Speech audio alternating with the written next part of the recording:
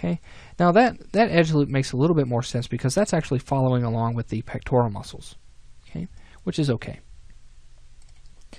Now we have this lined up. We can go ahead and get rid of this, these vertices and put those in their proper places. So just kind of line those up across the top of that belt there.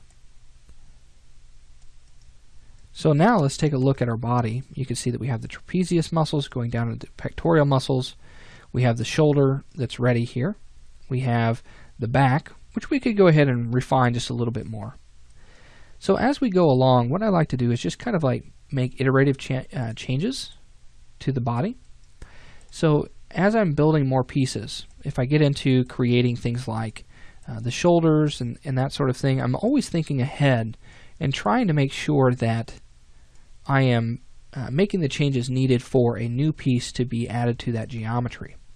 So in this case, the shoulder is being added. So I'm just kind of thinking ahead of how I want this topology to look once that shoulder's on there. Now I'm going to bring these vertices down here, just kind of around where the belt is. Pull this up. And just adding a little bit more detail and taking a little bit more care of my topology. Making sure that these lines flow nice and evenly. There's nothing that's just really out of the ordinary and just doesn't feel uncomfortable. Okay.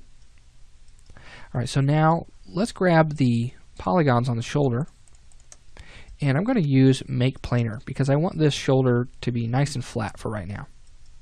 So let's do Make Planar. Here we go. That'll flatten out that shoulder. It might mess with a little bit of your geometry, but it's nothing that we can't handle.